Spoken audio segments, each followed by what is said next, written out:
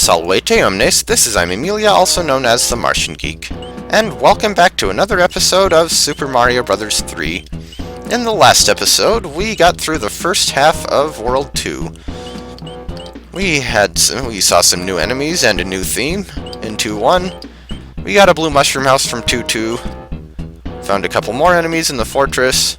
Got a lot of coins in 2-3. And then we got attacked by the sun in 2-3.5. And now we will be doing 2-4. Well, actually, before we move on to 2-4, let's check out this mushroom house. Pick a box. Its contents will help you on your way. Thank you.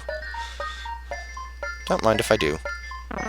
Oh yeah, and I forgot to mention it in the last episode, but yes, World 2's map does indeed have, I guess you'd say, two parts to it. Once you get to a certain point, here or here, then the screen scrolls over. Yeah, World 1 is the only world with an overworld map small enough to fit on one screen. Every other one scrolls like that, though none of them scroll vertically, unlike later games. Anyway, 2-4. Now this one, see that block up there? That's going to be important in a bit. This one actually has two paths through it. And I'm going to try to take them both if possible. Just have to make some careful jumps here because I don't have a raccoon tail. And some better timing with the Koopa shells. I said better timing with the Koopa shells.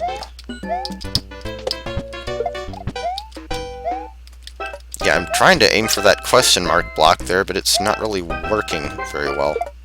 There we go. Okay, so if you can fly up here, smash through all these blocks, and presto, shortcut. Also, I never found this out as a kid, but I believe one of these blocks actually has a P-switch in it. Yeah. Yeah, I never knew that until I started looking at VG maps, honestly. So more coins, and this pool of water is kind of pointless, as it's that cheap down there. And more coins up here. There sure are a lot of coins in this stage too, at least if you take the top path here, even more than in 3-3 perhaps. Or 3-3? 2-3. Yeah, they may have picked 2-2 as the blue mushroom house stage, but honestly I think of all the levels in this world, that would probably have been the least interesting one to try to collect as many coins as possible on. Okay, now one of these has a P-switch too, and I can't remember which. Not that one. Not that one, and every block you smash that doesn't have it, that's one less coin you'll be getting. So, yeah, turn the blocks into coins, the coins into blocks, and the animation into not animation. So now, down here you will find a path that basically just leads to the end of the level. But we're not going to do that. I think actually one of the note blocks might have a power-up in it, but I'm already fully powered up, so I don't really need to bother with that. Let's just go down and play through the level the normal way. If you want a really cheap way to get through this one, then you can run into a freaking Koopa like I just did, yes. I think you do get at least one more power-up in this one, but tell me that Boomerang Bro isn't going to respawn. And wow, I am running low on time. That's the problem with taking both routes in this stage, is you're a little bit pressed for time. Fortunately, Super Mario Bros. 3 levels are a little bit short, so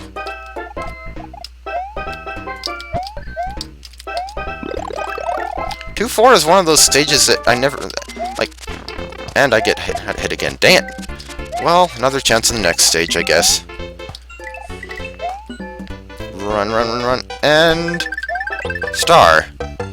And Boomerang Bro, you turned into a coin. That's what you get for standing in my way at the goal point.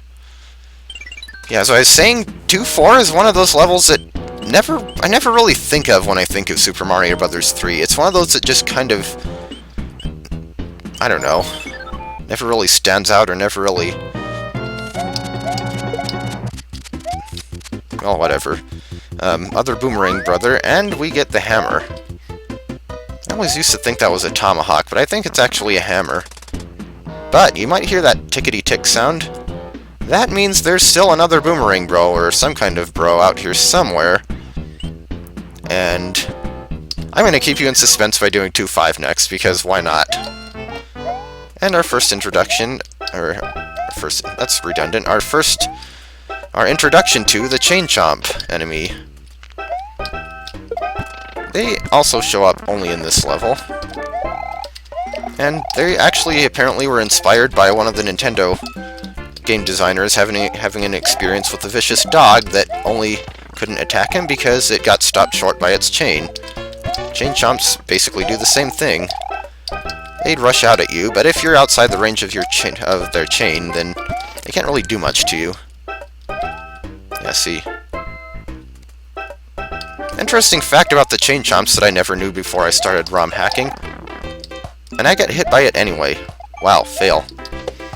Interesting fact about the Chain Chomps anyway that I never knew before I started ROM hacking is that apparently if one tugs at its chain either 49 or 50 times, can't remember for sure which, then it will actually break free of the chain and start jumping across the level. Not that most people are likely to find that out, because honestly, who's going to stay around and watch a Chain Chomp tug on its chain 49 times? Especially in a game with time limits on the levels. Okay, now here I do remember where the P-switch is. Still have to smash at least one block to get up there, though. Probably two. Unless you're small, I suppose.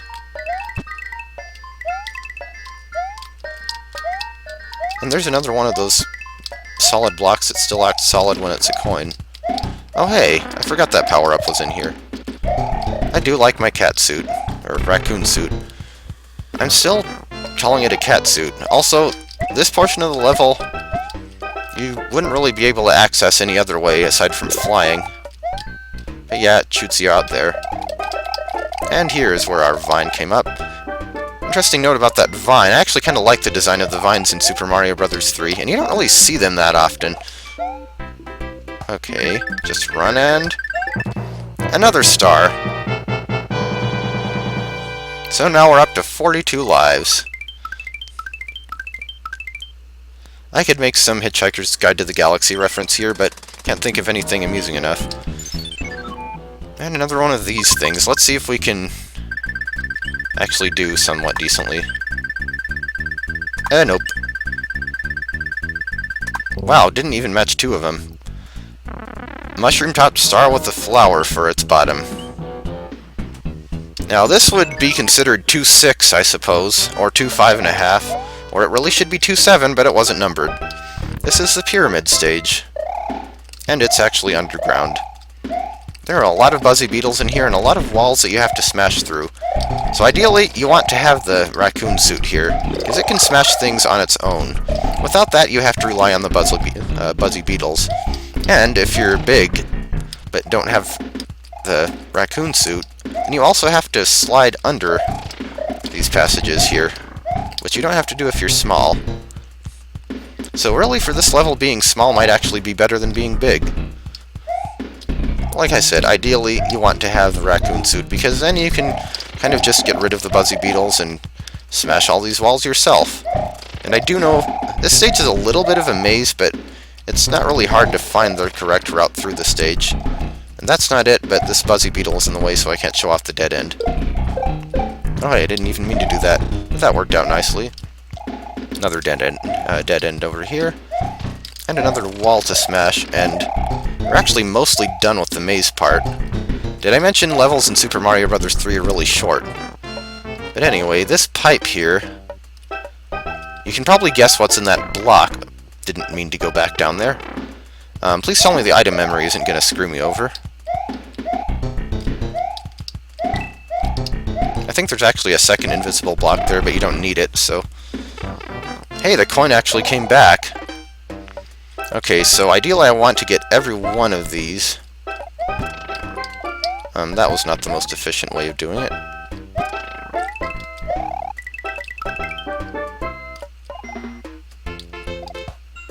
Let's see, can I just leave one of these coins? God dang it, why do I keep accidentally going right back into the pipe? I shouldn't even be pressing down there. There's nothing in that room that would suggest that I have to press down. And, thanks to my negligence, the coins are gone. Brilliant! That's the first time I've ever had that happen. Oh, I've tried going back in here, I'm sure, but... oh, well, I got 43 lives. It's not like I really need the coins, but... I don't know, they're collectibles. It's kind of the nature of people playing video games to want to collect things like coins, right? Also, we now have upside-down Buzzy Beetles, and I guess those are the only two we ever see, at least in this stage. Also, an enemy that didn't show up in Super Mario World, or possibly any later games. Also, a very inconveniently placed Boomerang Brother. If you defeat him and then don't backtrack, you won't be able to get the star. At least not with my method of getting it. So, are we gonna finally find out where that other Boomerang Bro is? Well, here's what you really want to use this hammer for. You can actually smash this rock over here, even though it doesn't look like there should be a path there. There is, and there's actually a third section of the map. There's another mushroom house here, and this one always gives you the same thing, and it gives you something that won't really be useful until the next world, at least if I were using overworld items. If you pick any of these boxes, you get a frog suit. A power-up that is unique to Super Mario Bros. 3, and again, I'm not going to be using it, but I'll probably show it off. Now, this guy actually isn't a Boomerang Brother. He is a Fire Brother, and he is a bit tougher than a Boomerang Brother, because it's kind of hard to avoid getting hit by at least one of them. But open the box, and you actually get a whistle, which will be the first and last one we will get for this playthrough, because there are only 3 whistles in the game, and the first 2 were in parts of levels that I already passed up on. But anyway, time for the airship/castle stage, and this time the king's turned into a hoopster.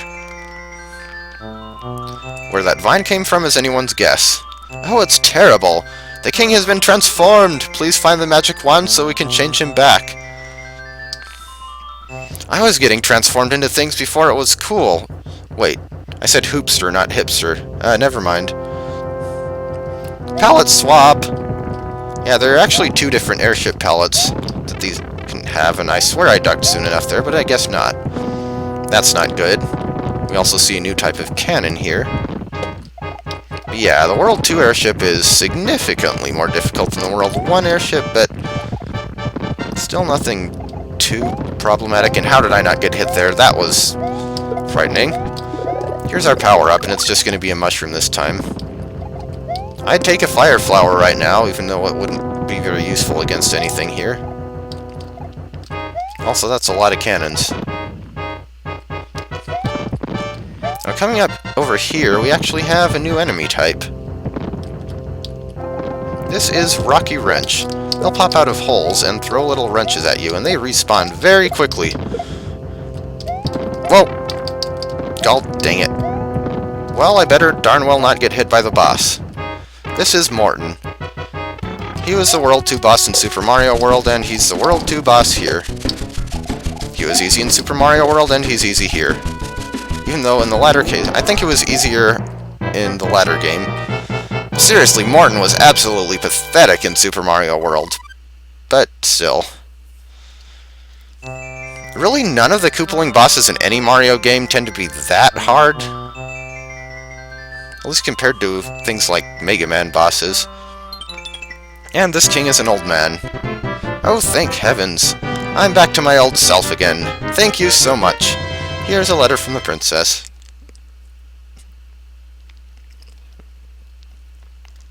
Greetings, you can stomp on your enemies using Kuribo's shoe. I have enclosed a jewel that helps protect you. Princess Toadstool. And we get a cloud. That cloud actually allows you to skip over any level that doesn't automatically pull you into it. So, though the problem with that is, if you die afterward, then you go back to wherever you were before the cloud, before you use the cloud. That's something it would be better to show, not tell, but I'm not going to use it right now anyway, so we'll worry about that maybe in some extra footage or something. Also, there are at least 2 problems with that first sentence. First of all, there's no such thing as a Kuribo in the North American versions of Mario games. Kuribo, or Kuribo, I guess, is actually the Japanese word for Goomba. And secondly, the Goombas that wear shoes only show up in one level of the game, and that level doesn't appear until World 5. So, not really much point to telling us about it now. Also checking out this pipe just because. Wait, what? It gave me an end spade automatically? That's the first time I've ever seen that happen. Is it because we broke the 240,000 mark by beating the castle? That was interesting, I have to say. But sure, free end spade, why not? Well, not really free, but...